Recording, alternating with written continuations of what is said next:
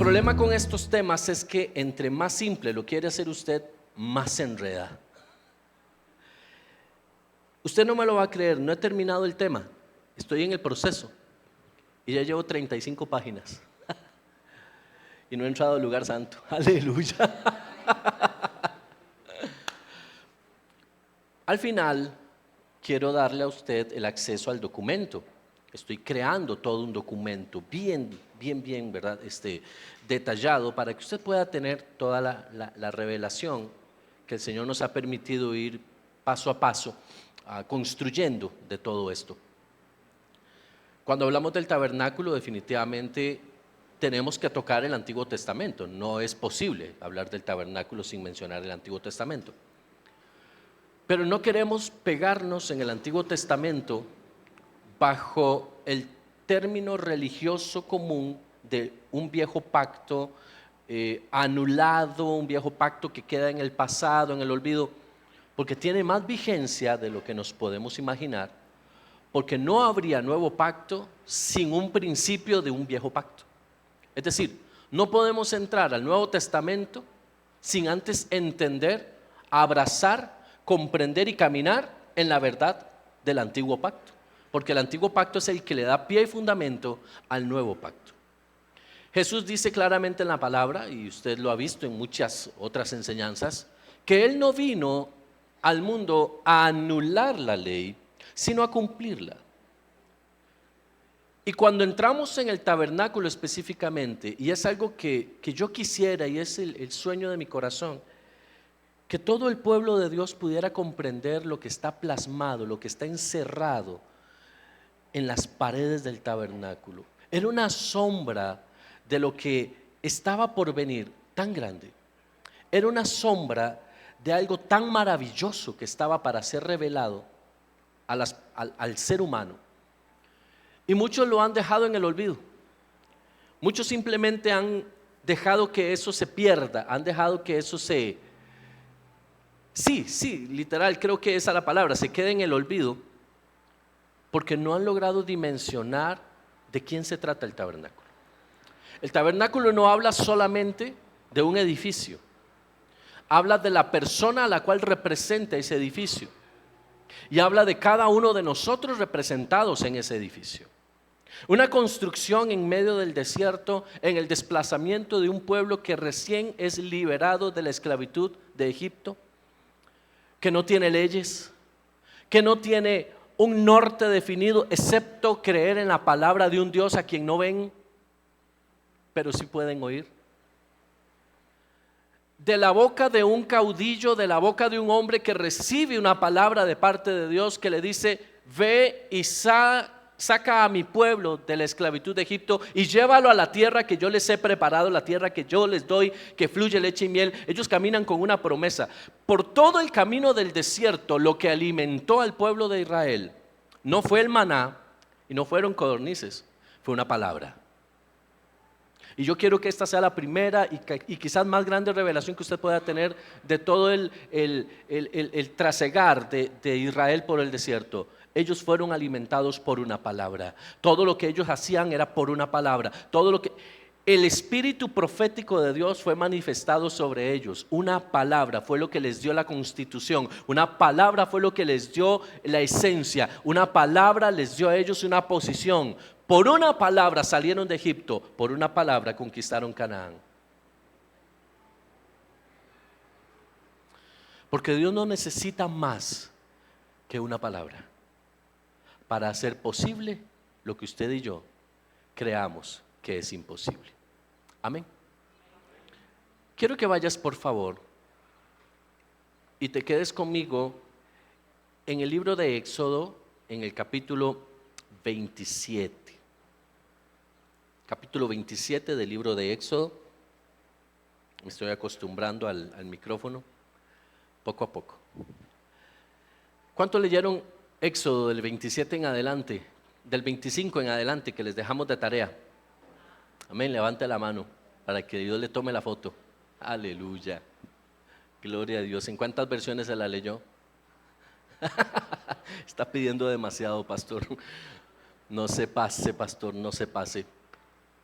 En el capítulo 25 y 26 encontramos los materiales y las cosas que Dios solicita para la elaboración, la construcción del tabernáculo. No del templo, del tabernáculo, ¿sí? La tienda de reunión, el tabernáculo. Y aquí quiero hacer un paréntesis importante porque es necesario para que usted tenga esto muy claro y bajo la revelación correcta. En la mayoría de las versiones de la Biblia, usted va a encontrar que hubo 3 metales específicos para la elaboración de algunos utensilios y de algunas cosas específicas en el tabernáculo. Los vimos en la lección anterior.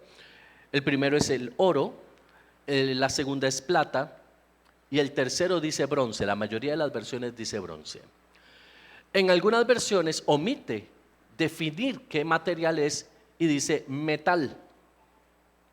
Pero si usted va al original, la palabra que aparece ahí es cobre, no es bronce, es cobre.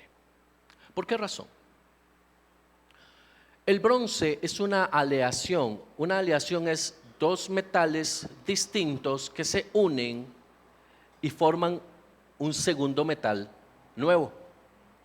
Pero no es un metal que se origina o que tiene una identidad propia, es una identidad adquirida. La aleación del bronce, que pueden ser de muchos tipos según estuve investigando, pero una en particular es cobre y estaño. Cobre y estaño unidos forman bronce. Dios no es un Dios de mezclas. Y recuerde que la traducción de la Biblia que usted y yo tenemos es una traducción muy antigua, pero no es una traducción que viene directamente del original, sino de la traducción, de la traducción, de la traducción, de la traducción del original. Cuando usted lee bronce, usted debe comprender que en la escritura, en la Torá, en los orígenes, ¿por qué la Torá? Porque la Torá son los 5 libros de Moisés, se llama Torá, no se llama Biblia, se llama Torá. No podemos hacer nada sobre eso, ese es su nombre, se llama Torá, no estamos judaizando, así se llama, originalmente así se llama, es su nombre. La Torá no habla de bronce, habla de cobre. El cobre es un metal que se encuentra puro en la naturaleza, el bronce no. El bronce es una aleación. Y Dios no hace mezclas. Por esa razón, el metal que cuando usted lee del 25 y en adelante, todo lo relacionado con la creación de los utensilios y demás, habla de cobre. ¿Por qué razón? ¿Y por qué quiero hacer esta aclaración? Jesús y su sufrimiento, según lo vimos en la lección anterior, está representado a través del cobre. ¿Recuerda usted qué es el oro? ¿Qué representa el oro?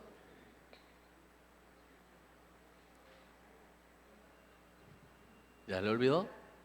¿Perdón? Más fuerte que no les oigo. La divinidad de Jesús. El oro es la divinidad. Tomen en cuenta que estamos hablando de materiales del tiempo de Moisés, o sea, estamos hablando de casi 4000 años atrás. De todo esto, y esto es algo importante que usted debe tomar en cuenta, de todo esto que vamos a hablar, por favor, no tenga una conciencia natural hoy.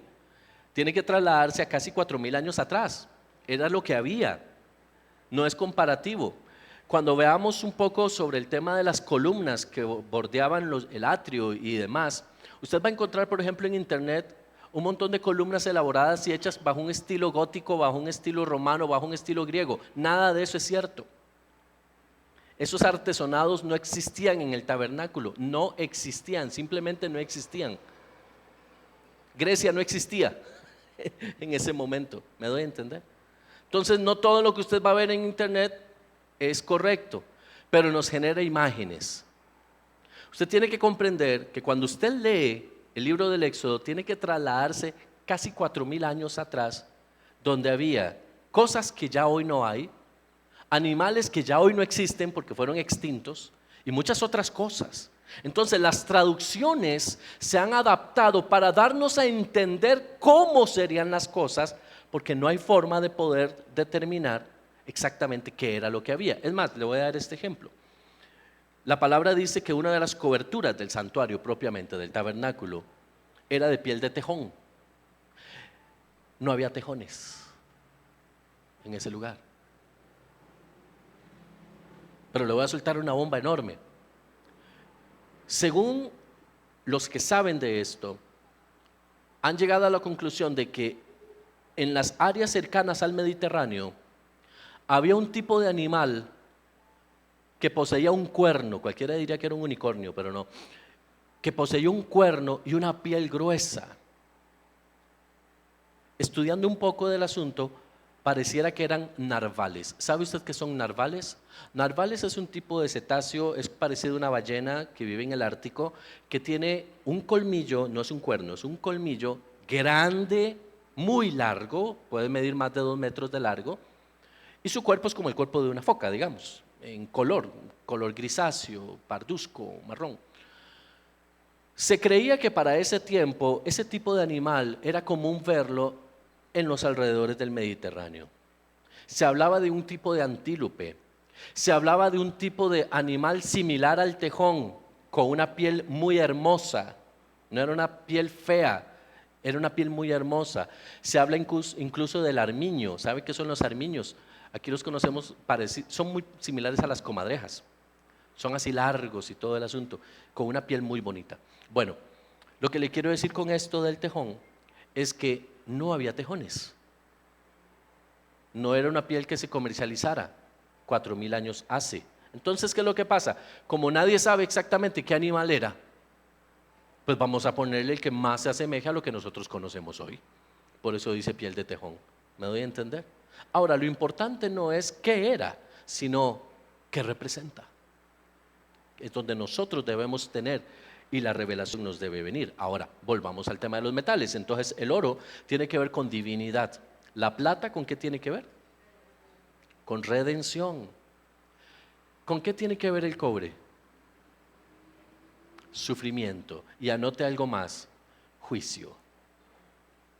Hay dos cosas que representan y están representadas en el cobre, y es juicio y es sufrimiento. ¿Por qué no podía ser bronce? Porque el Hijo de Dios sufrió. El cobre representa el sufrimiento del Hijo de Dios. En el Hijo de Dios, lo vamos a ver más adelante. Y el Hijo de Dios no es una mezcla. El Hijo de Dios es el Hijo de Dios. Por eso no puede ser bronce. Entonces, tache de aquí bronce y ubíquese en cobre. Amén. Vamos a ir adelantando un poco, permítame llegar lo más cercano posible. Habíamos hablado también de los colores y de otros diversos materiales que estaban y que eran parte de la construcción del tabernáculo. Pero hoy vamos a dar inicio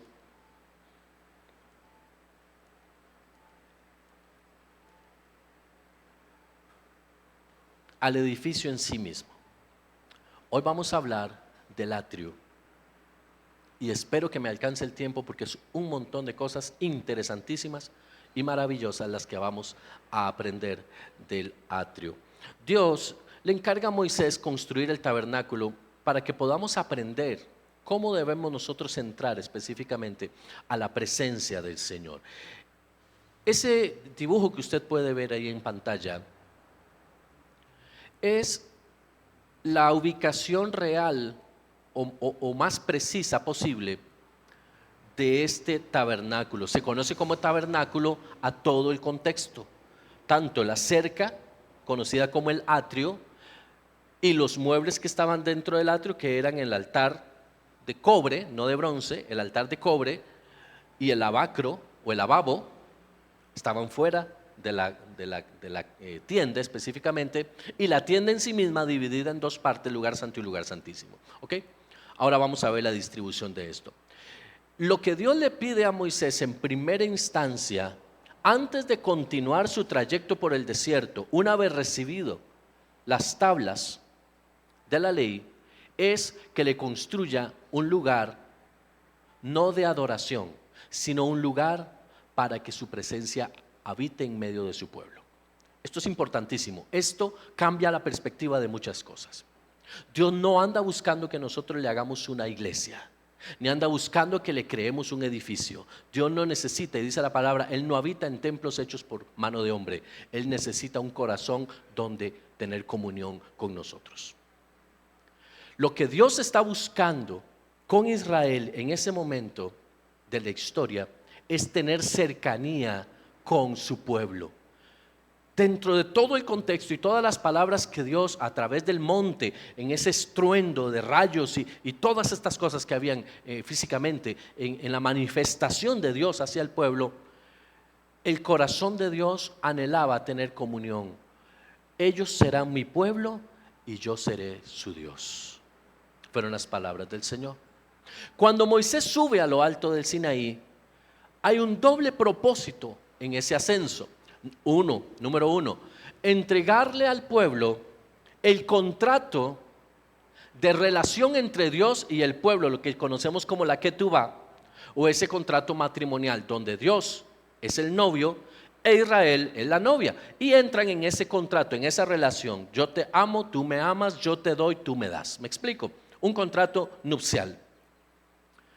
Pero la segunda cosa en importancia, esto está evidentemente manifestado a través de los 10 mandamientos.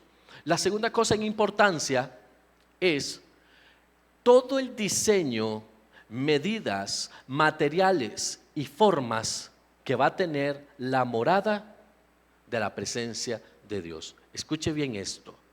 No era la iglesia del desierto. No era el templo del desierto, no era el lugar de adoración de Israel en el desierto. Esa es la función. Ahí se iba a adorar, evidentemente sí, pero no era la razón, el motivo, el origen.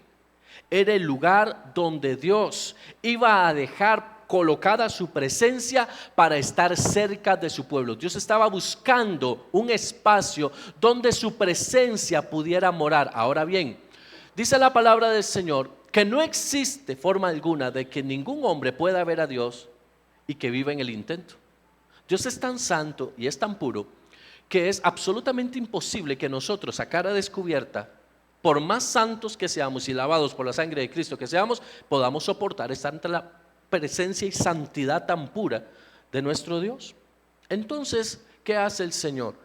Ubica un espacio dentro de la tienda donde nadie le puede ver para estar ahí. Nadie lo ve, pero todos saben que está ahí. ¿Se le parece en alguna forma a lo que usted y yo vivimos hoy? Nadie lo ve, pero sabemos dónde está. Dice el apóstol Pablo, porque somos templo del Espíritu y el Espíritu de Dios, ¿dónde mora? En nosotros. Jesús no vino a construir un edificio, vino a darnos la razón de quiénes somos el edificio. Jesús no vino a decirnos creen un templo, hagan un templo. Por eso cuando en la transfiguración, le estoy hablando como que si usted ha leído la Biblia, amén, gloria a Dios. Por eso cuando Jesús habla en la transfiguración, Pedro le dice, Señor, hagamos una enramada.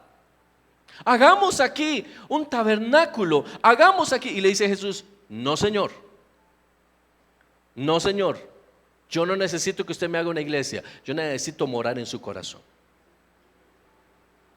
Ahora eso no significa que entonces no podamos tener una iglesia y congregarnos, no, es dimensionar y entender que el lugar donde usted y yo nos congregamos es solamente por un momento para entrar en común acuerdo, pero usted es el templo del Espíritu Santo. Antes el Shekinah de Dios moraba sobre el propiciatorio, la tapa del arca, en el lugar santísimo, y nadie podía entrar excepto el sumo sacerdote una vez al año. Pero ahora usted y yo somos el depósito del Shekinah de Dios. En usted y en mí vive, mora, radica la presencia del Dios Altísimo. ¿Cómo el cristiano de hoy ha perdido noción de quién habita en su espíritu, de quién habita en su corazón, de quiénes somos en Dios? Pero ya me adelanté mucho. Vamos a devolvernos otro poquito. Amén. Vamos a hablar de los atrios o del atrio, no de los atrios. El atrio es un solo lugar, es un solo espacio. El atrio era una cortina muy grande que dentro iba a permitir el acceso o la permanencia de ciertos elementos que posteriormente vamos a comentar. Escuche bien esto. Éxodo 27 del 9 al 19 dice: luego harás el atrio del tabernáculo y lo encerrarás con cortinas de lino de tejido fino. Estoy hablando en la Nueva Traducción Viviente. Las cortinas del lado sur medirán 46 metros de largo. Estarán sostenidas por 20 postes encajados firmemente en 20 bases de bronce. Cuelga las cortinas con ganchos y anillos de plata. Confecciona las cortinas del lado norte iguales a las del lado sur, de 46 metros de largo, sostenidas por 20 postes encajados firmemente en bases de bronce. Cuelga las cortinas con ganchos y anillos de plata. Las cortinas del lado occidental del atrio medirán 23 metros de largo y estarán sostenidas por 10 postes encajados en 10 bases. El lado oriental del atrio, o sea, el frente, también medirá 23 metros de largo. La entrada del atrio estará ubicada en el lado oriental, flanqueada por 2 cortinas. La cortina del lado derecho medirá 6 metros con 90 centímetros de largo y estará sostenida por 3 postes encajados en 3 bases. La cortina del lado izquierdo también medirá 6 metros con 90 centímetros de largo y estará sostenida por 3 postes encajados en 3 bases. Para la entrada del atrio, confecciona una cortina de 9 metros con 20 centímetros de largo. Elabórala de lino fino tejido y adórnala con bordado hermoso de hilo azul, púrpura y escarlata. Sosténla con 4 postes, cada uno encajado firmemente en su propia base.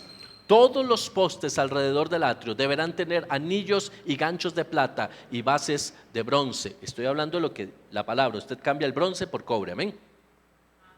Así que el atrio entero medirá 46 metros de largo por 23 metros de ancho y tendrá paredes de cortinas de 2 metros con 30 centímetros de alto, hechas de lino de tejido fino. Las bases de los postes serán de bronce, dice esta versión. Todos los objetos que se usen para las ceremonias del tabernáculo, incluidas las estacas para sostener el tabernáculo y las cortinas del atrio, serán de bronce. Usted cambia el bronce por cobre. Amén. Ahora, esto es importante. La medida del perímetro del atrio en sus postes y cortinas, y es aquí donde quiero comenzar a hablarle. En esta versión aparece en metros para que podamos nosotros entender, pero la revelación está en lo que propiamente la Escritura dice. La medida con la que Dios le entrega a Moisés estas características es en codos, no es en metros, no es en el sistema métrico decimal, es en codos. Y ahí es donde está la revelación. Importante esto. Tenemos entonces que las medidas de las cortinas del lado norte y sur, es decir, los lados más largos, son de 46 metros. El original dice 100 codos. Tenga presente eso, 100 codos. Y el material con el que esta cortina está hecho es de lino torcido, lino fino torcido. El lino fino torcido tiene una particularidad. Torcer el lino es tomar una aguja y comenzar a hilar y a tejer y a tejer y a tejer, de tal manera que el cortinaje quede absolutamente agrupado, pero tan suave, que por eso se llama fino, que sea una obra maravillosa de arte ese telar. Hay muchas cosas que ver aquí, pero vamos primero con las medidas. 100 codos en el lado norte, 100 codos en el lado sur. ¿Ya ahora sí puedo pasar? Aleluya, ahí está. Esa brújula que está ahí es para que usted pueda tener una vista clara de cuál era la posición en la que debía estar. Siempre que el tabernáculo fuera movido, porque el pueblo de Israel caminaba y avanzaba hacia la tierra prometida, siempre que se volvía a establecer, tenía que ser en esa dirección. No se podía dar vuelta, no podía quedar viendo el norte para el sur, no podía quedar viendo para un lado, no. Había que establecerlo siempre rigurosamente bajo la ordenanza que Dios le entregó a Moisés en lo alto del monte. Esto es importante. Dios es el que dice cómo quiere que se hagan las cosas. No soy yo y no es como a mí me gusta, es como Dios dice que se debe hacer. Nos evitaríamos muchos problemas en nuestra vida si siguiéramos la orden de Dios más que nuestros propios designios del corazón. Esto también es importante. El lado este era donde estaba ubicada la puerta. Esto le va a parecer a usted interesante, posiblemente. ¿Ha notado usted las iglesias católicas? Están al revés.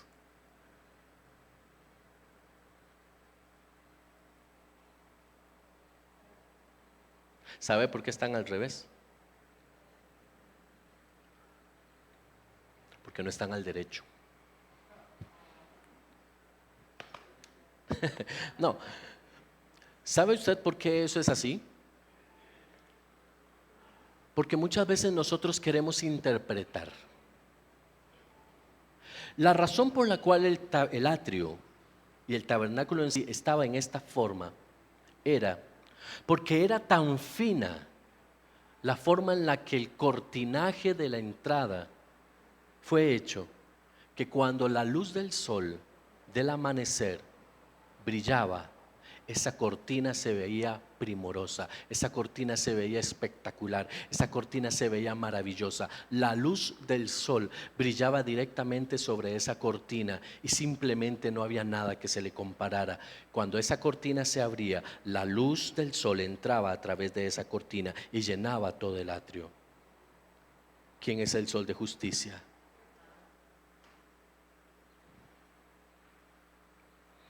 ¿Quién debe llenar el tabernáculo?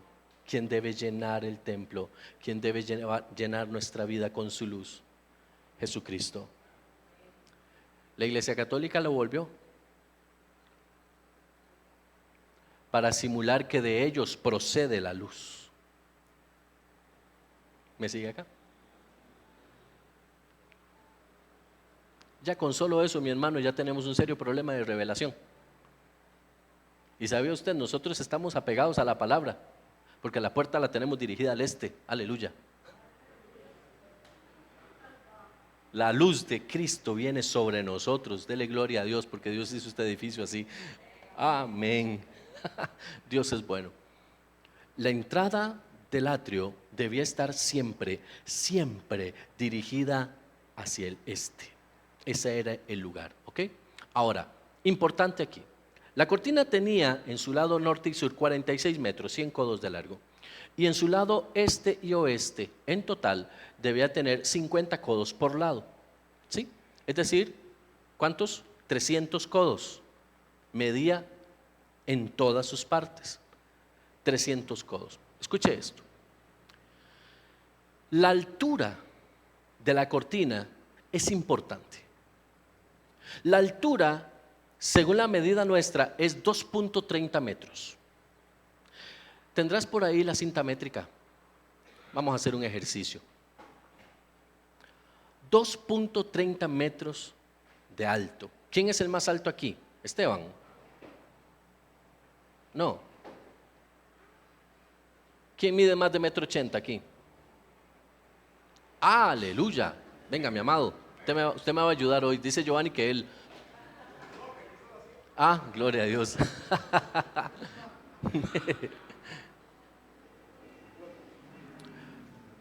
Préstamela, porfa. Yo no sé por qué a Giovanni le cuesta tanto llegar a 2,30 m. 2,30 m. Esta es la medida.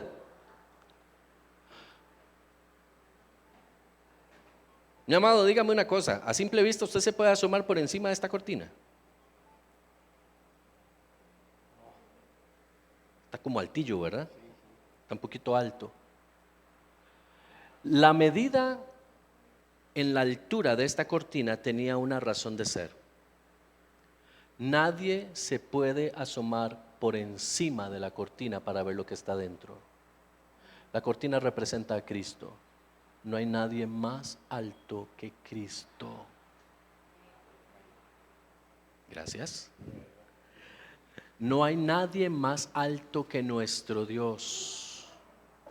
Y no hay forma humana ni hombre alguno que pueda decir yo soy más que Jesucristo.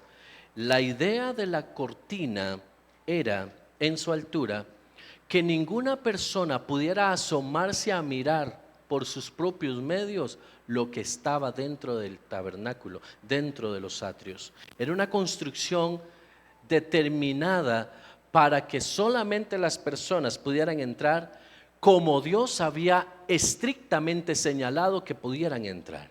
Yo no podía entrar por arriba, no me la podría brincar, yo no podría ir con una, ¿cómo es que se llaman estas? ¿Garrocha?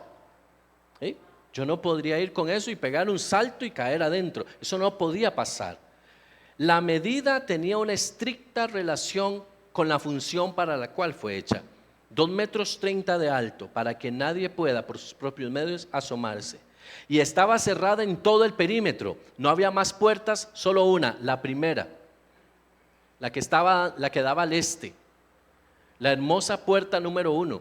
Todo el atrio estaba cerrado, estaba cercado, columnas y tejido, tela, la cortina, columnas y tela, columnas y tela, columnas y tela, en todo el perímetro, en todo alrededor. ¿Okay? Entonces es importante, 5 codos, escuche esto porque aquí hay revelación de Dios, 5 codos de altura, 2,30 metros son 5 codos. ¿Por qué esa cortina medía 5 codos?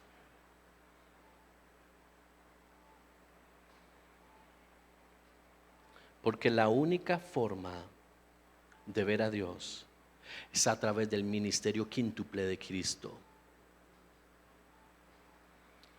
Dice la palabra del Señor en el libro de Efesios, y a unos les fue dado ser apóstoles, a otros profetas, evangelistas, pastores y maestros. La única forma de poder accesar es a través de la única estructura que Cristo dejó para el cuerpo de Cristo. El ministerio quíntuple, usted y yo lo vamos a ver dentro del tabernáculo en muchas formas. Pero ahí estaba el ministerio quíntuple de Cristo. No es el ministerio quíntuple mío o lo que yo quiera por una calentura teológica, no. Cristo lo diseñó de esa forma. Cristo lo manifestó así, Dios el Padre lo diseñó de esa manera. Ahora, vamos un poquito más adelante. Este lino fino, este lino torcido, nos habla específicamente de la humanidad perfecta, de la justicia de Cristo, de su carácter y su naturaleza. Era una tela, el lino torcido, fino, era una tela que se hacía de tal manera que entraba en un proceso de purificación, en un proceso de perfección, de blanqueamiento. Tenía un proceso constante para ser llevada al color blanco más puro posible. Esta tela tenía que ser peinada. Y los cepillos que se utilizaban normalmente eran cepillos de cobre. Los cepillos de cobre que se utilizaban por su dureza y por su consistencia eran usados para ser pasados por la tela con firmeza, con fuerza. La idea de los cepillos era que los hilos encajaran todos uno a la par del otro en esa perfecta cohesión, en esa perfecta unión, y se alisara la tela, ¿sí? Yo no sé si usted en algún momento ha tenido alguna cobija o alguna manta de peluche. Peluche, no sé cómo decir que es peluche para alguien que nos esté mirando en otra región, pero peluche es peluche, gloria a Dios. ¿Qué pasa cuando el peluche se enreda? ¿Ha visto usted el peluche nuevo? Usted lo toca y es liso, suavecito, bonito, ¿verdad? Pero con el tiempo el peluche se va como enredando, ¿sí? ¿Qué hay que hacer con el peluche? Hay que cepillarlo para que vuelva a ser otra vez liso. ¿Con qué se cepilla? Con algo fuerte, porque de lo contrario No se puede. Cristo, en su humanidad,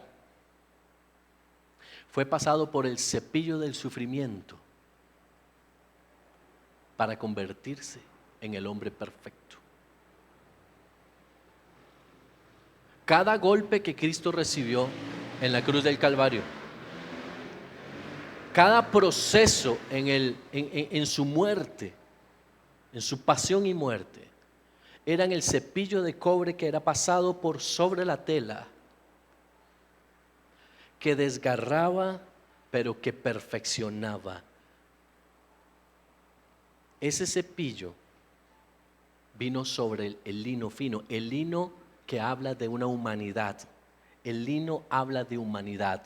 No se le olvide esto. El lino habla de humanidad, pero era fino y torcido. Torcido no es que lo agarraban y le hacían así.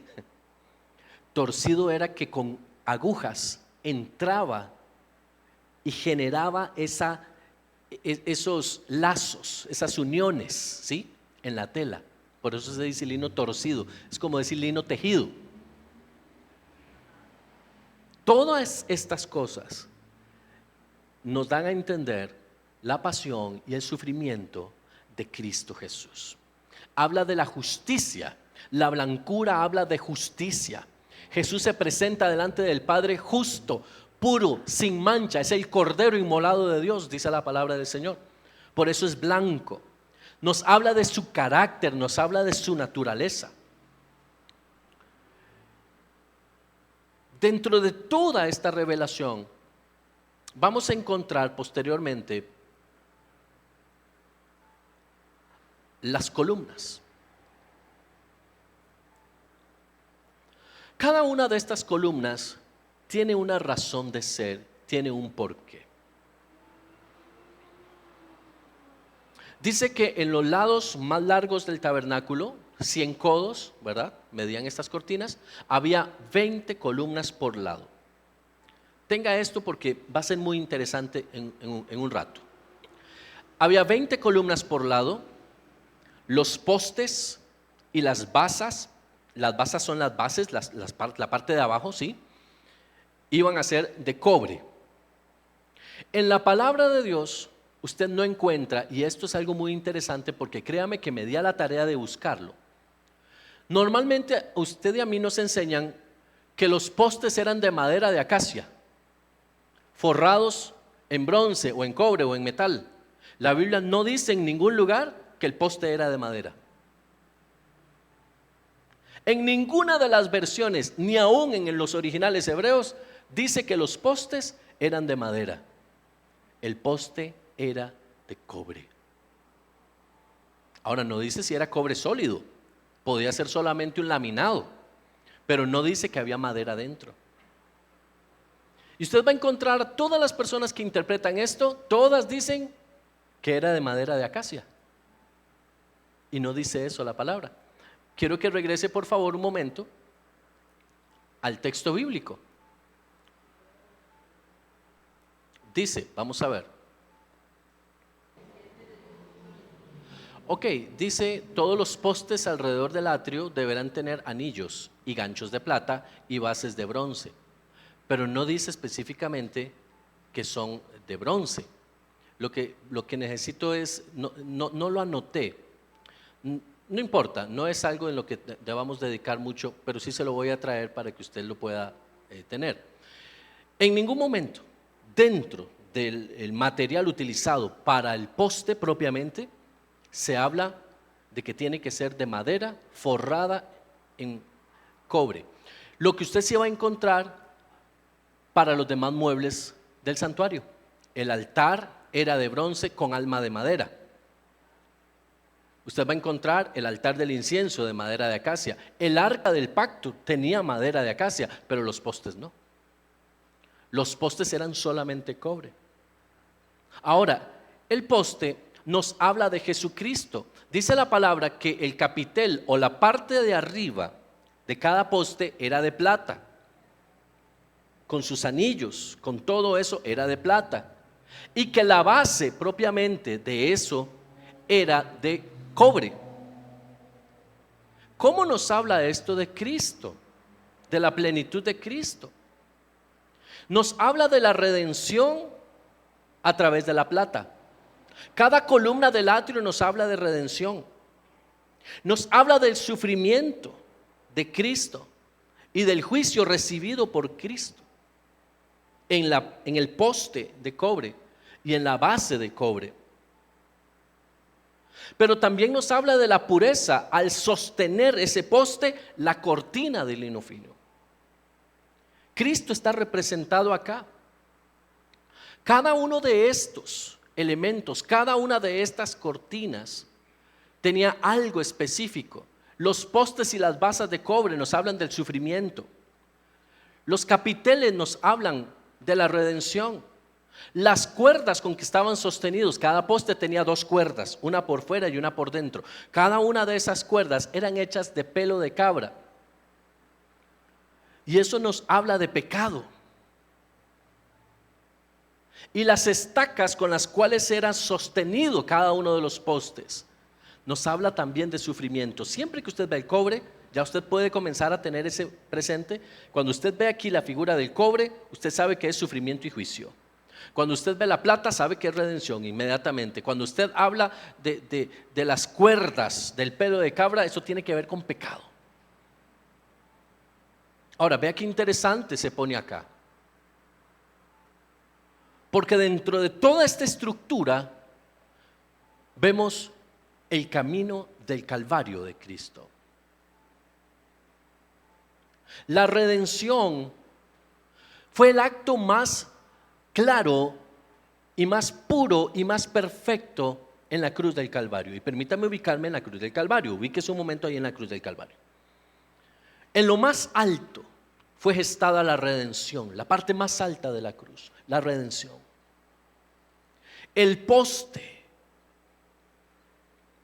a un lado y al otro, nos habla específicamente del sufrimiento y juicio que recibe Cristo por nosotros. Éramos nosotros los que teníamos que ir a la muerte, mas sin embargo Él, siendo perfecto, fue llevado a la muerte. Dice la palabra, como una oveja, como un cordero, fue llevado al matadero. No hubo expresión de Él, no hubo una queja de parte de Él. Él fue llevado, dice la palabra en Isaías.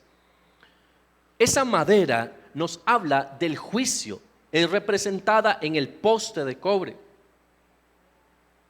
Y aquí se pone interesante, porque cada una de las cuerdas que sostenían estos postes del atrio era el pecado que sostenía a Jesús en la cruz del Calvario. Por nuestros pecados Él estaba en la cruz, y hasta que no hubiera una redención lograda, Él no podía bajar de esa cruz. Él tenía que permanecer ahí colgado del madero hasta que la redención hubiese dado su último o su fin. Esas cuerdas de pelo de cabra que sostenían y mantenían en posición vertical estos postes, estas columnas, es lo que vemos en la cruz del Calvario, sostenida firmemente en ese monte, el monte de la calavera. Las bases tenían una particularidad que más adelante vamos a ver con detalle, pero las bases eran huecas, tenían un agujero adentro para que el poste pudiera entrar y permanecer. Entonces, había una base, entraba el poste sobre la base, encajaba perfecto, las cuerdas desde los anillos de la redención a las estacas. ¿De dónde proviene la redención? De Dios al hombre imperfecto, pecador. Lo que nos tenía atados al piso era el pecado. El pecado fue lo que mantuvo a Cristo en la cruz del Calvario. Por nuestras deudas Él sufrió muerte y muerte de cruz. Amén. ¿Me están comprendiendo hasta aquí? Sí, no está tan difícil, ¿verdad que no? Eso espero. Gloria a Dios. Más adelante vamos a ahondar en algunas cosas. Vamos a ver un poco las cortinas del atrio. Diga conmigo, derech. Así que suena así bien bonito, derech. Derech. ¿Por qué le digo esto? Porque aquí esto se pone súper interesante. Diga conmigo, en el tabernáculo había 3 puertas. Dígalo de nuevo, en el tabernáculo había 3 puertas. Se conocen como puertas o encortinados, puesto que eran cortinas, ¿verdad? Lo que estaba ahí. Note esto.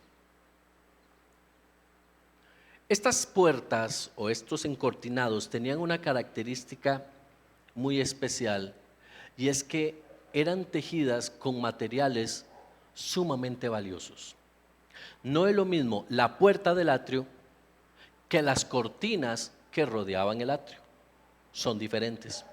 Los materiales utilizados para la construcción de las puertas eran materiales mucho más valiosos que los materiales utilizados para el perímetro propiamente.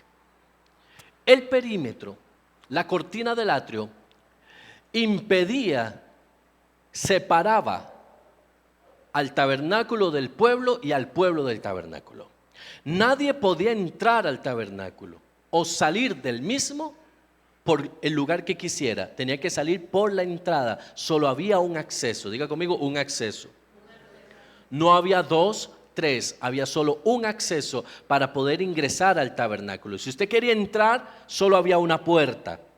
Esta primera puerta en el hebreo tenía el nombre derech, y derech significa camino. La palabra hebrea derech significa camino. Ahora, escuche esto por favor. Cuando la persona que quería entrar al tabernáculo quería hacerlo, había solo una forma correcta de lograrlo. Vivi, me haces un favor, me traes un mantel, preferiblemente un mantel. Dios, siendo perfecto en todo lo que Él hace, establece la forma correcta y única para poder accesar su presencia. ¿Sí? Cada vez que los sacerdotes, cada vez que el pueblo quería entrar, porque déjeme decirle, esto es importante, el único lugar al cual el pueblo tenía acceso era al altar de bronce. Hasta ahí. No podían entrar más que eso, entregar su holocausto y salir del lugar. ¿Ok?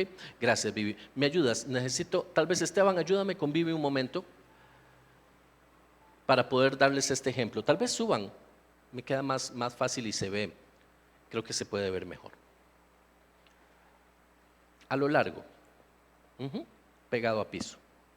¿Ok? Vamos a hacer el ejemplo como si esto fuera la puerta del atrio.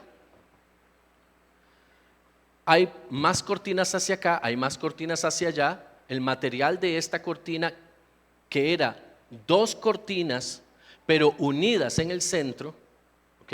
Esto es importante. Eran 2 cortinas unidas en el centro. El material era azul, púrpura y carmesí. ¿De qué nos habla el color azul?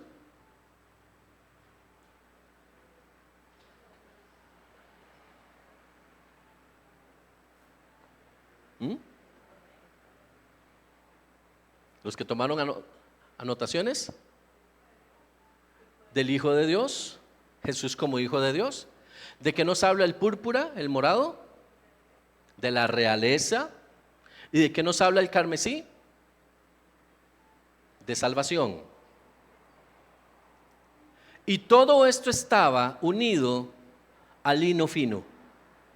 Encontramos entonces la plenitud de Cristo en la puerta del atrio. Encontramos a Jesús como Hijo de Dios, la divinidad de Cristo. Encontramos la salvación a través del color rojo, el color carmesí, el sacrificio de Cristo. Encontramos el púrpura, que tiene que ver con la realeza de Cristo, y encontramos el lino, que tiene que ver con su humanidad. Todo en una sola cortina. Quiere decir que cuando Moisés, los sacerdotes y el pueblo querían entrar a esa puerta, necesariamente tenían que ver a Cristo, porque todo lo que estaba ahí hablaba de Cristo. Y estaba muy bien tejida y estaba muy bien hecha, de manera que yo no podía mirar de aquí hacia adentro. No podía. Y yo no podía entrar de esta forma al tabernáculo. Yo no podía entrar así. Ni se abría por la mitad tampoco, ni se dejaba caer. La cortina era precisa y llegaba, tilíntenla lo más que puedan, porfa, eso, llegaba hasta abajo. Vea esto, la única forma de entrar al tabernáculo era esta.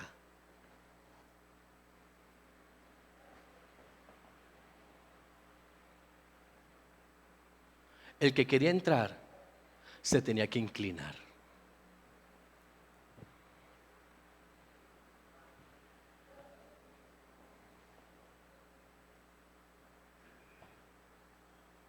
Hoy queremos entrar a la presencia como nos da la gana.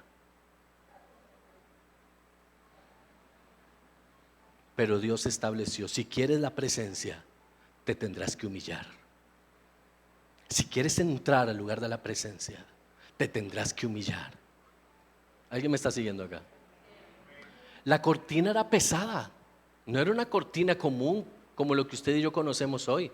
No era una tela que se la llevaba el viento. No. Dios era perfecto en todo lo que hacía y estableció el diseño. ¿Quieres entrar a la presencia? Tendrás que inclinarte delante del único Dios. Yo soy Jehová tu Dios. No tendrás dioses ajenos delante de mí. Cuando yo veo a Cristo, mi actitud debe ser postrarme ante su magnificencia, ante su hermosura. Pero el cristiano de hoy está demasiado embelesado en su soberbia y su orgullo y creemos que Dios nos debe cosas. Creemos que nosotros somos la maravilla de la creación. No, mi hermano, usted y yo somos lo que Dios quiere que seamos. Y hasta ahí llegaremos. ¿Cuántas cosas en nuestro culto racional, cuántas cosas en nuestra iglesia, cuántas cosas en nuestra casa, cuántas cosas en nuestra vida cambiarían si aprendemos a humillarnos delante de quien debemos humillarnos? ¿Cuántas veces adoramos a Dios con corazones enaltecidos? ¿Cuántas veces nos presentamos delante de Dios embelesados, ebrios de soberbias, de rencores, de pleitos? ¿Cuántas veces venimos delante de Dios y en vez de adorarlo le reclamamos por lo que nosotros creemos que merecemos, cuando lo único que merecemos es muerte? Pero por su gracia,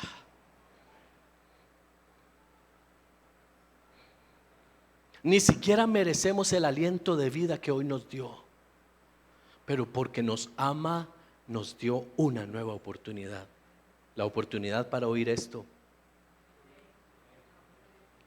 Y la cortina fue hecha con peso, fue hecha con muchos hilos, con gran peso, con gran hermosura, para que cuando entráramos tuviéramos que esforzarnos para entrar. Ay, es que el cristiano de hoy, a mí que no me hablen de oración y que el ayuno y que, ay no, es que qué feo, es que eso es ley. No se llama ley, se llama identidad. Si Jesús ayunó, ¿por qué yo no debo ayunar? Si Jesús pasaba su vida orando, ¿por qué yo no debo orar? Es que nos creemos a veces más que Jesús. Era una cortina pesada, es decir, ¿quiere entrar? Tal vez una mano no le rinda, va a tener que usar las dos, pero se va a tener que postrar. Escuche esto. Y cuando entraba al siguiente lado, dejaba de ser visto por la gente que lo vio entrar, porque ahora estaba a solas con su Dios. Lo que quedó afuera, ya no importaba. La cortina, hermano, la cortina no pasaba así. No es como las cortinas de la casa, ¿verdad? Así no pasa, la cortina estaba siempre desplegada. ¿Sabe por qué? Porque la hermosura de Cristo no se arruga, mi hermano. La hermosura de Cristo no es algo que debamos tener oculto. La hermosura de la santidad y la perfección de Cristo es algo que nosotros debemos disfrutar todos los días de nuestra vida. Yo no sé, pero debió ser maravilloso ver ese tabernáculo. Ver esa cortina con esos colores brillantes, majestuosos. Y saber que algo estaba pasando ahí. Y que pronto llegaría a mi lugar para estar ahí. ¿Se imagina usted la fila de personas llevando sacrificios? Uno a la vez. Porque no hay desorden en Dios. No era que todo el mundo entraba en pelota, como decimos. Y se agolpaba y ese desorden ahí adentro y ese grito. No, nada de eso, mi hermano. Nada de eso. Uno a la vez accesaba a la presencia. Y hasta que hubiera salido, entraba el siguiente. Pero todos tenían derecho al acceso. Gracias, amados. Todos tenían derecho al acceso, pero uno a la vez, en el orden que Dios estableció. En la primera puerta encontramos a Jesús. Escuche esto: Derech, el camino. Dice Juan: yo soy el camino. Porque no hay otro camino para venir al Padre sino de Jesucristo. Él es el camino. Entonces la primer puerta del tabernáculo se llama el camino. Diga conmigo: la primera puerta se llama el camino. En el hebreo, Juan 14:6, que es el texto que nos relata esto, Jesús dijo: Ani haderech, yo soy el camino. Ani haderech, yo soy el camino. ¿Ok? Entonces, solamente había una puerta. Y esto también es importante y es sumamente revelador, porque entrar por esa puerta no nos daba acceso al lugar santo. Nos daba acceso solamente al altar de cobre o al altar de metal, como se le quiera decir.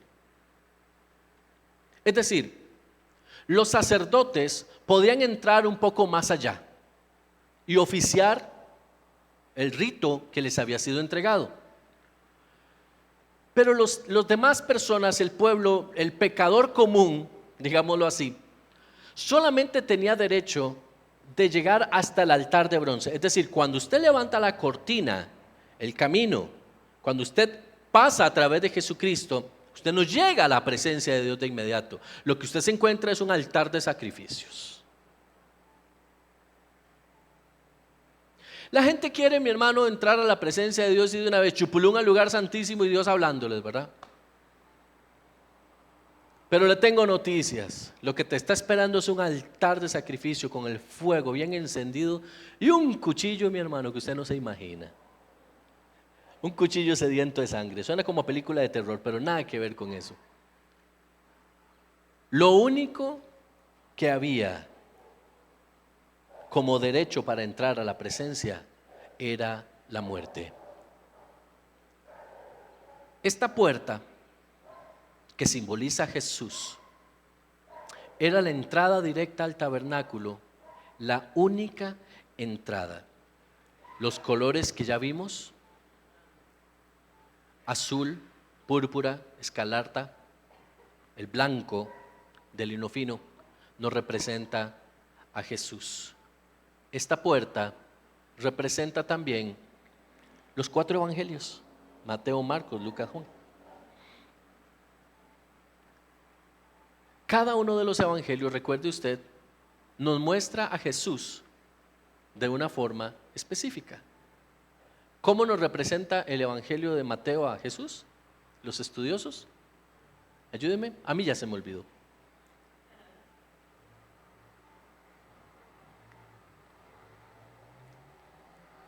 Lo importante del cuaderno, todo el mundo sin cuaderno. ¿Ah? Sí, sí, pero... Ah, ok, ya ahora sí, ya te... Como el rey. ¿Cómo nos representa a Jesús? Como el rey. ¿Ok? Por eso usted va a encontrar que en el libro de Mateo es de los 4 evangelios el que más veces menciona el reino de los cielos. Nos habla de la realeza de Cristo. ¿Ok? Marcos. ¿Ah? Como el hombre perfecto. Nos habla de servicio. De eso nos habla el libro de Marcos. Nos presenta al hombre perfecto. Lucas, como el Salvador. Lucas es el evangelio que narra con mayor detalle las últimas horas de la vida de nuestro amado. Es el libro que con más profundidad se toma el tiempo para decir qué fue lo que pasó en la pasión y muerte de nuestro Señor Jesucristo. Entonces nos muestra a Jesús en su faceta del Salvador. ¿Y Juan? Que es el primer evangelio. ¿Cómo nos muestra a Jesús? Como el rey.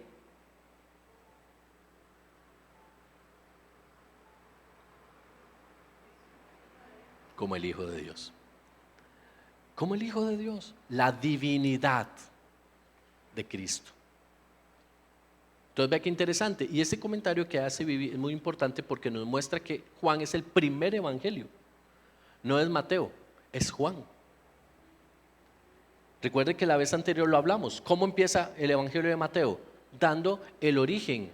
Nos habla del rey, el origen de la realeza de Cristo. Pero ¿cómo empieza Juan? En el principio era el verbo. Nos habla de su esencia, el Hijo de Dios. Amén. Entonces vemos estos 4 colores representados en las cortinas de la puerta llamada Derech o camino. Cada vez que entonces Moisés entraba, esto era lo primero que él se enfrentaba a la puerta del camino. Esta puerta particularmente, al igual que todos los demás elementos, tenía una forma específica de hacerse y era trabajada con aguja, bordada. ¿Ok?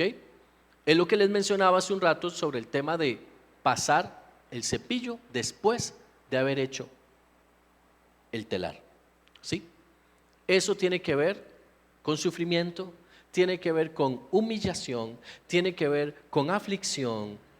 La forma en la que esta puerta fue hecha fue bajo humillación, fue bajo aflicción, fue bajo sufrimiento. ¿Ok? Nadie podía pasar a ningún otro lugar sin que trajera un holocausto. Escuche porque esto es importante. A los atrios o al atrio del tabernáculo no podía entrar el que quería, entraba solamente el que traía algo para ser sacrificado.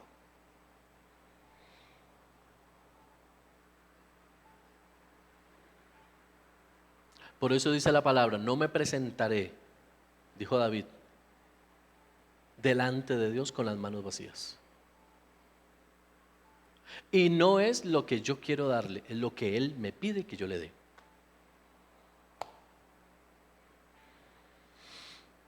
Qué fuerte.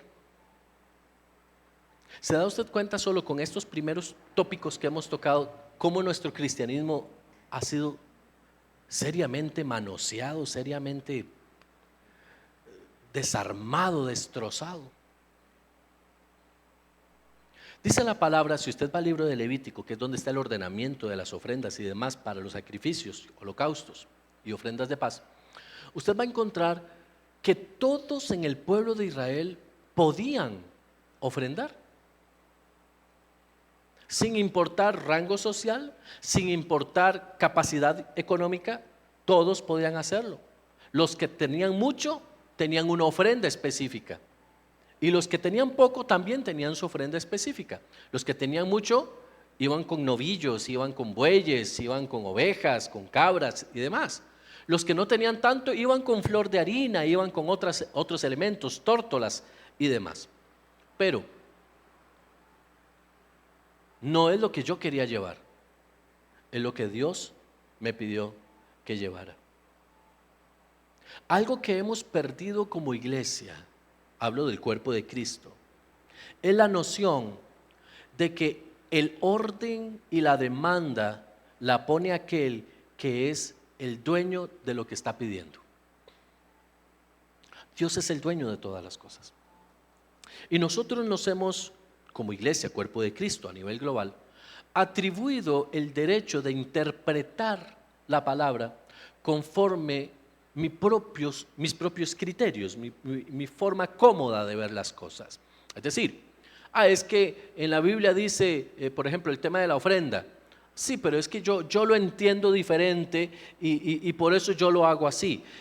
El problema no es que yo lo entienda diferente, el problema es por qué lo estoy entendiendo diferente, si la Biblia es clara. La Biblia es clara. ¿A quién quiero jugarle la vuelta? Si la Biblia es clara. El problema es que muchas veces incluso nos vamos al otro extremo. Somos demasiado puntuales con las cosas materiales, pero se nos olvida darle el corazón a Dios. Que fue la demanda de Jesús sobre los fariseos. Ustedes diezman la menta, ustedes diezman todo, ustedes son perfectos en su entrega, pero qué corazón más malo el que ustedes tienen. Entonces no hay que dejar de hacer una por hacer la otra. Jesús fue justo. Yo le quiero hacer a usted una pregunta. La Biblia dice que Jesús diezmó. Usted ha leído la Biblia. Y de Jesús solo se habla en los 4 evangelios, como la historia, digamos, de Jesús. Si usted ha leído los 4 evangelios, ¿dónde dice que Jesús diezmó?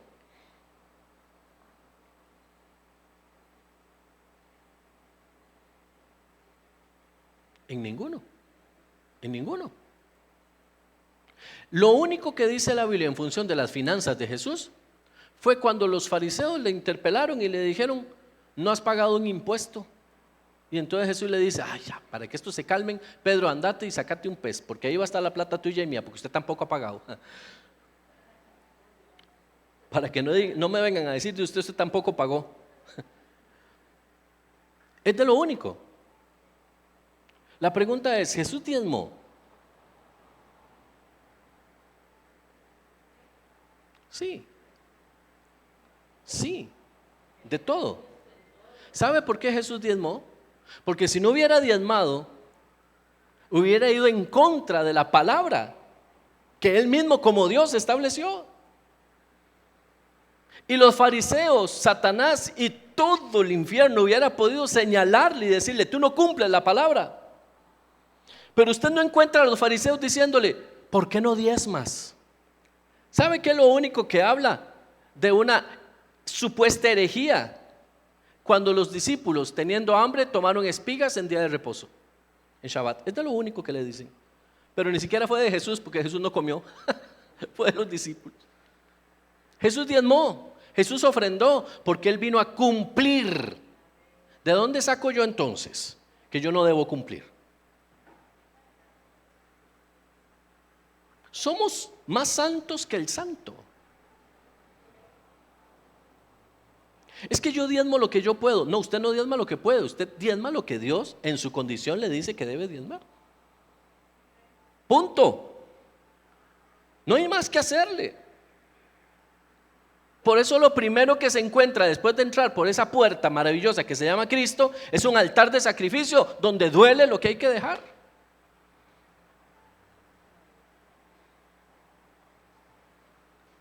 ¿Qué es lo que debe caer en el altar de sacrificio? Aquello que me cuesta entregar, aquello que no quiero entregar, aquello que, perdón el francés, no me da la gana entregar. Eso es lo que tiene que entrar al altar de sacrificio. Es que yo quiero ir al lugar santo. Bueno, sí, pero primero, como decía, ¿verdad? Primero póngase.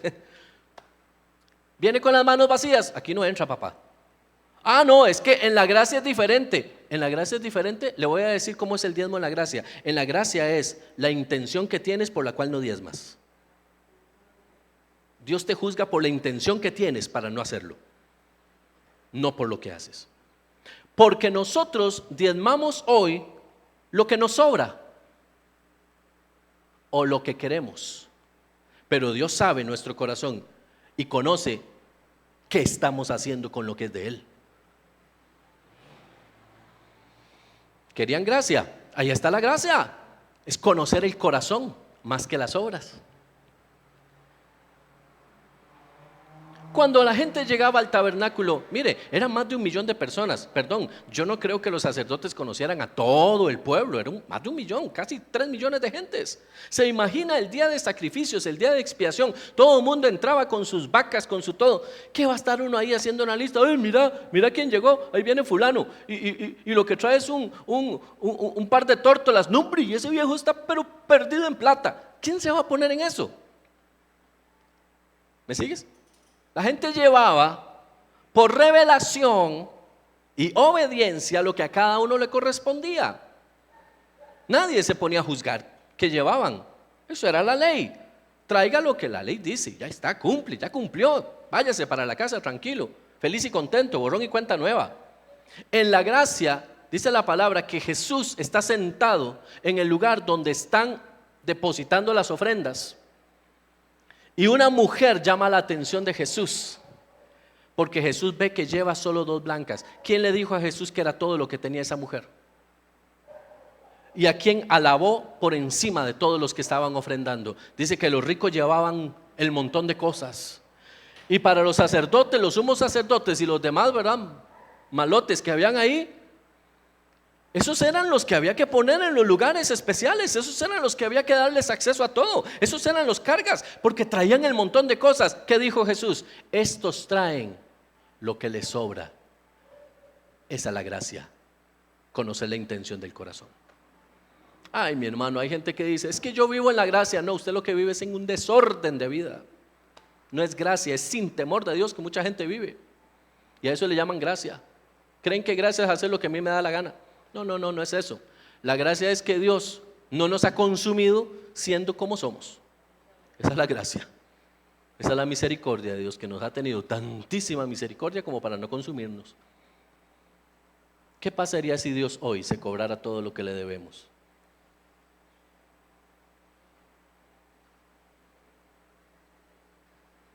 Se la dejo ahí. Qué bendición, para que se vaya a dormir tranquilo. Una vez que se levantaba la cortina, se debía entrar a un lugar y lo que encontrábamos era un altar de sacrificios, un lugar de muerte, un lugar de entrega. Pasando estos 2 lugares, y aquí ya solamente los sacerdotes tenían acceso, había otra puerta, había otra cortina. Esta cortina en el hebreo se llama emet. Diga conmigo, emet. Esta cortina, emet, significa verdad. Dentro de las características propias de la tela de esta cortina, era la misma cortina que había en la entrada del atrio. Tejida de la misma forma, los mismos materiales.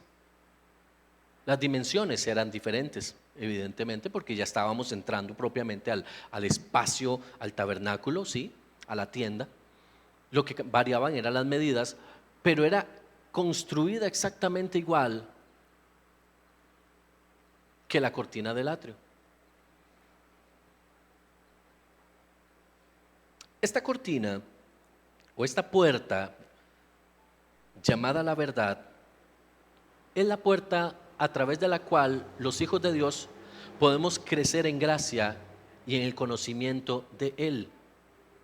Esta puerta también representa a Jesús. Recuerde Juan 14:6, yo soy el camino, la verdad. ¿Sí? Esta puerta no permitía a las personas que estaban ahí entrar al lugar santo. Ahora, usted sabe que en el lugar santo había luz, y la luz procedía de la lámpara que estaba ahí, la menorá, ¿sí? 7 brazos, aceite, siempre se mantenía encendida.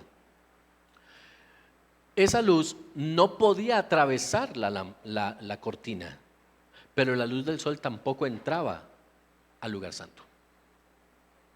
Nada entra, nada sale. Jesucristo es el límite. Nadie puede ir al Padre si no es por Él, pero nadie se puede salir del Padre si antes no toca a Jesucristo.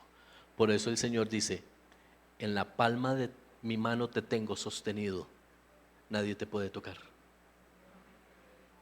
Hay cristianos que no saben eso.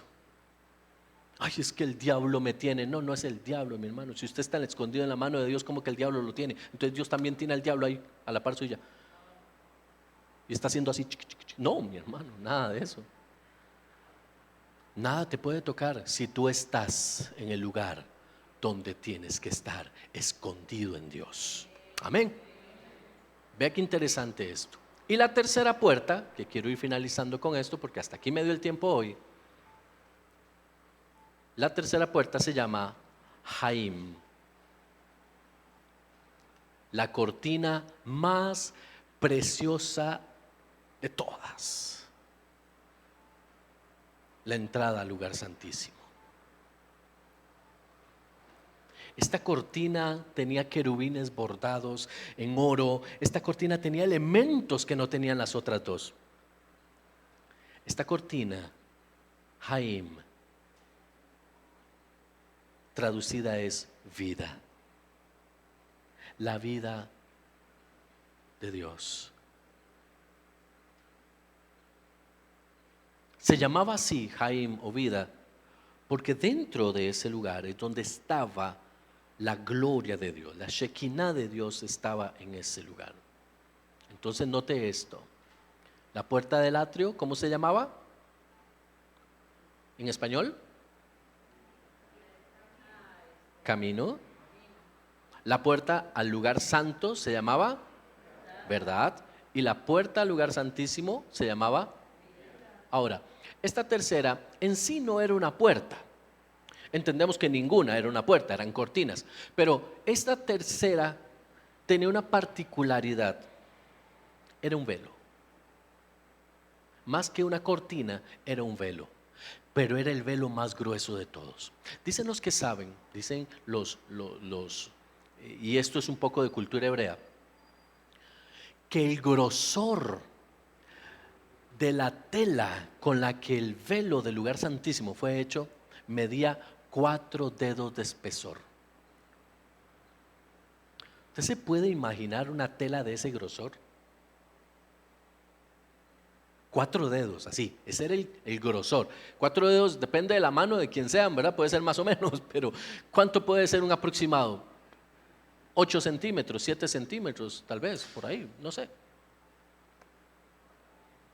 ¿Por qué tan gruesa? Se preguntarán. Porque no es la misma luz que había en el lugar santísimo que la luz que había en el lugar santo.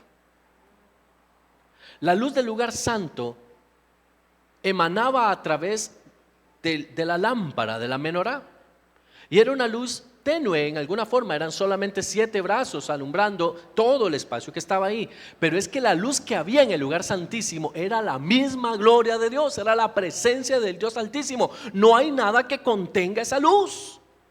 Por eso era tan gruesa, no podía salir de ahí. No podía salir de ese lugar. No había forma de que saliera de ese lugar. Casi 4 dedos de espesor tenía esa cortina. Ahora escuche.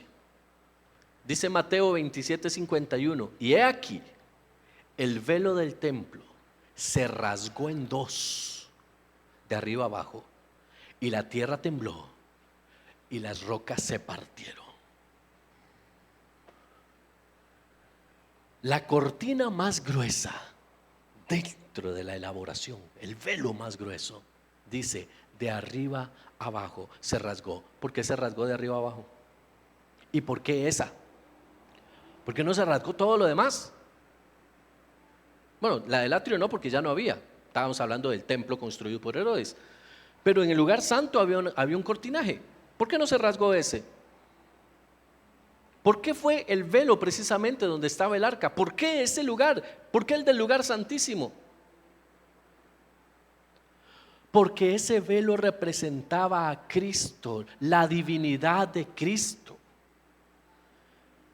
que se rasgó, la vida de Cristo fue rasgada por nosotros. Cuando Cristo en la cruz del Calvario dice, consumado es, ya no hay necesidad de tener una barrera que nos limite para entrar a la presencia de Dios. Ese velo que existía, velo significa que no permite ver lo que está dentro. Ese velo fue rasgado, pero no fue rasgado de abajo hacia arriba, porque no es el hombre el que llega a Dios, es Dios quien se acerca al hombre, es Dios quien rasgó, fue Dios quien dijo, el pacto que había ya no va más. Este es el nuevo pacto que hago a través de mi Hijo, que está en la cruz del Calvario derramando la sangre por ustedes. Ahora soy yo quien determina romper la distancia, y es a través de Él que ustedes van a encontrar camino, verdad y vida. Esto es poderosísimo. ¿Cómo va a decir alguien, ay, es que eso es eso es viejo, eso es pasado? Eso no, mi hermano, esto es revelación poderosa de Cristo, de quiénes somos nosotros en Él. Porque esa vida ahora nos cubre, esa vida ahora nos tiene, esa vida ahora nos oh wow, es impresionante. La cortina más hermosa, Dios mismo la rasgó, Dios mismo la rasgó, y muchos no entendieron lo que había pasado. Muchos hoy ni siquiera entienden lo que pasó. Por eso dice la palabra que ya Dios no habita en templos hechos por manos de hombre, sino en corazones. La vida de Cristo fue rasgada, y ahora podemos ver, dice el apóstol Pablo, como a cara descubierta. Por eso usted cuando ora, usted siente esas cosas, esas vibras internas del Espíritu Santo. Por eso cuando usted adora, usted llora en esa presencia. Por eso cuando usted se mete en Dios, usted ahora es como si lo estuvieras viendo. Y si nunca le ha pasado, reciba a Cristo para que le pase. Porque Dios está cercano a nosotros. Dios está cercano a nosotros. La salvación proviene de Dios, no del hombre. La salvación proviene de Dios. En hebreo Jesús dijo, Ani haderech, haemet, behahaim. Yo soy el camino. Yo soy la verdad. Yo soy la vida. Nadie viene al Padre si no es a través de mí.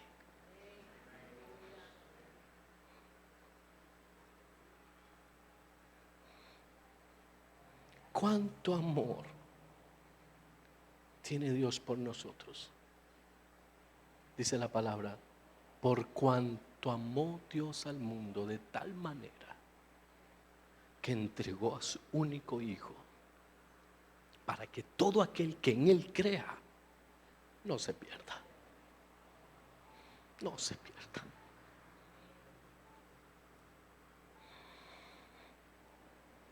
Él es el camino, Él es la verdad, Él es la vida. Él es digno de toda adoración, Él es digno de toda alabanza, Él es digno de todo lo que tenemos, mi hermano, de todo, de todo, de todo, de todo, de todo, de todo. Y cada vez que entremos más profundo aquí, vamos a entender tantas maravillosas cosas que Dios tiene para nosotros. Que gracias a Dios por Jesucristo, que pagó la deuda que pesaba sobre nosotros. Amén. Dios es bueno. ¿Cuántos creen que Dios es bueno?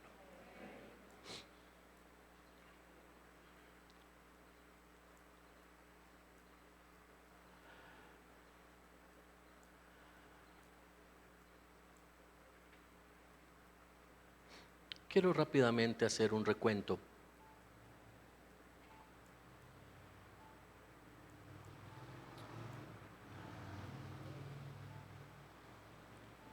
sobre las columnas, que me parece muy importante que usted lo tenga. Como hablamos, las columnas eran de cobre Esto proféticamente habla del sufrimiento y juicio que vino sobre Jesucristo, ¿verdad? En su humanidad, por supuesto. En total el tabernáculo tenía 60 columnas. Cada una de estas columnas estaban agrupadas en número de 10 específicos. 2 grupos de 10 en los extremos, 20 columnas, tanto norte y sur. Y un grupo específico de 10 al este y otro de 10 al oeste. O sea, puerta principal y atrás 10 y 10. Suman en total 60. Aquí aplica un poco de numerología bíblica, porque 10 en la escritura representa la perfección del hombre. Tenemos 10 manos, 10 dedos en las manos, 10 manos no, 10 dedos en las manos. Tenemos 10 dedos en los pies, ¿sí? Habla de perfección. Lo primero que una mamá hace cuando revisa a su bebé recién nacido es si tiene 10 en cada lado, ¿verdad? Está buscando que sea perfecto. Representa también la responsabilidad que tiene el hombre de respetar y guardar los mandamientos de Dios, que también son 10. Entonces el número 10 habla de la perfección del hombre, pero también de una responsabilidad. Entonces, perfección y responsabilidad. Ese es el número 10. El número 6 representa al hombre natural. ¿Ok? El número 6 representa al hombre. Por eso en Apocalipsis dice, el que tenga oídos para oír, oiga, el número de la bestia, el número de hombre, y su número es 666. 3 veces 6. Es un número, el número 6 representa al hombre. Entonces, escuche esto, los 10 mandamientos nos presentan el cuadro legal de la justicia de Dios y su rectitud. El número 60, que es la totalidad de las columnas, está hecho de 6 por 10, es decir, el hombre y la perfección y responsabilidad del hombre para el cumplimiento de la ley. El hombre y la responsabilidad para el cumplimiento y observancia de lo establecido por Dios en su palabra. Aquí vemos un cuadro entonces de la unión de las dos naturalezas de Cristo. Como hijo de hombre, en el número 6, así como fue el primer Adán, su humanidad, pero llevado a la perfección del Hijo de Dios, en el número 10, como el segundo Adán, en el cumplimiento de la justicia de Dios. Usted y yo somos representados en la palabra con el número 6, en nuestra humana imperfección. Pero cuando usted y yo entramos en la palabra, cuando usted y yo nos sometemos a Dios y a su palabra, entramos en un proceso de perfección, lo que llama la palabra la perfección de los santos. Entonces nos volvemos plenos a través del conocimiento de la palabra, pero no solo saber, sino ponerla en práctica, de eso se trata evidentemente. Entonces note cómo el hombre imperfecto es representado por el número 6, pero la perfección es representada por el número 10. Esa es la justicia del cumplimiento de la palabra de Dios. Jesús siempre buscó y siempre quiso que sus discípulos y nosotros también como sus discípulos observáramos la palabra tal cual y camináramos en la perfección de esa palabra. Cuando yo me desvío de la palabra, me desvío de la perfección de Dios, de la justicia. ¿Qué es justicia? Cumplir la palabra de Dios. ¿Cuándo fue Jesús justo? Cuando cumplió la palabra de Dios. ¿Cuándo vas a ser justo? Cuando cumplas la palabra de Dios. De toda palabra seremos nosotros juzgados. Dice la palabra del Señor que cuando nosotros estemos allá en el trono siendo juzgados, ¿de qué vamos a ser juzgados? ¿O a través de qué? De la palabra. Seremos pesados en función. Entonces la palabra va a estar aquí, solo se lo pongo de una forma gráfica, la palabra va a estar aquí y usted va a estar aquí. Vamos a ver qué pesa más. Le dijo el Señor a Nabucodonosor, pesado ha sido en balanza y ha sido hallado falto. Perdón, a Belsasar fue, de palabra de Daniel. Pesado ha sido y ha sido hallado falto. ¿Por qué? ¿En función de qué fue pesado? De lo que Dios le había dicho. Belsasar, tienes que ser correcto. Cada palabra que usted recibe se volverá juicio ante el trono de Dios. Cada lectura de la Biblia que usted tenga será material de juicio delante del trono de Dios. Cada vez que usted escuchó una prédica en un televisor, cada vez que usted oyó a alguien en la calle predicando el evangelio de Cristo, cada vez que usted recibió de Dios una palabra de corrección, cada vez que usted fue sometido a la luz de la palabra, todo eso pesará en el día de mañana para ser probados delante de Dios. No es solo lo que hagamos, sino la palabra, porque podemos ser muy santos en lo que hacemos, pero el Señor dice: ahora déjame pesarte conforme a la palabra que debe estar en tu corazón. No se trata solo de que hagas, sino de cuánto amaste tú la palabra del corazón. Amén. Seguimos un momento entonces. Dios quiere tomar esa perfección y llevarla a un nivel de justicia, de rectitud. ¿Ok? Dice Apocalipsis 3:12: a todos los que salgan vencedores, o al que venciere, dice la Reina Valera, lo haré columna en el templo de mi Dios. ¿De qué está hablando? De las columnas del templo de Herodes, el que hizo. No está hablando de ese templo. ¿De cuál templo está hablando? Del tabernáculo.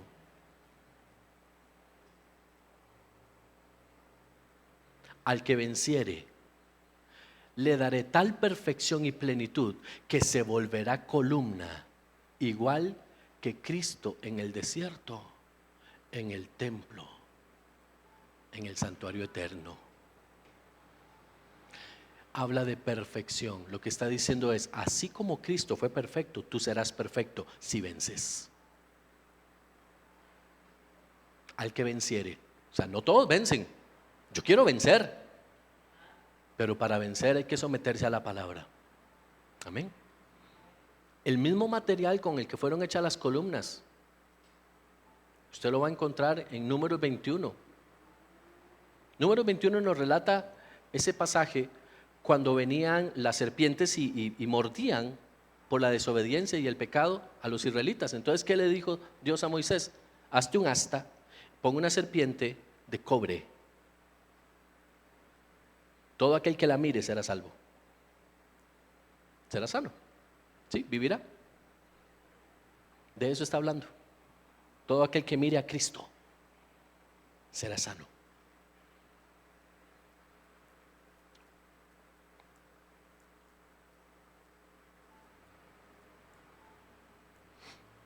Esta columna, que tenía el capitel y la moldura de plata, la estructura en sí, el pilar o el poste era de cobre, y tenía abajo la moldura o el lugar donde se asentaba. Yo les dije al principio que tenía un agujero, un hueco, ¿sí?, donde se sentaba propiamente el poste. Esto tiene una razón de ser y una revelación estricta, y solo quiero darle dos cosas para ya finalizar esta noche. Esta es la primera.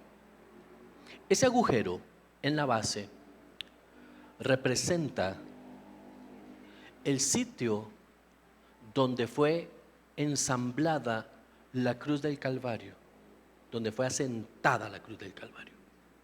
Así como el poste fue asentado sobre una base, la cruz fue asentada sobre un hueco, un agujero en el monte, para después ser sostenida. Hay quienes creen, y esto no es una versión oficial, por supuesto que no, porque existen muchísimas versiones, pero hay quienes creen que particularmente en la crucifixión de Cristo, el modelo de crucifixión fue colocar la cruz de madera en forma vertical, evidentemente, pero sostenida con cuerdas en sus extremos. Es decir, en el lado donde iban los brazos, en cada uno de esos lugares habían unas argollas, y con esas argollas fijaban a tierra con estacas la posición de la cruz. Yo no puedo decir si es verdad, porque nadie sabe realmente cómo era la crucifixión. No hay datos científicos sobre eso y no hay escritos lo suficientemente claros como para entenderlo. Pero es parte de una interpretación que se da y se la quiero compartir. Se cree que en la crucifixión de Cristo, esa cruz fue montada sobre ese agujero, que era la base, con sus dos cuerdas, que eran los pelos de cabra, las cuerdas de pelo de cabra. Pero también dice la palabra que esas cuerdas de pelo de cabra que sostenían los postes estaban ancladas por unas estacas de cobre también.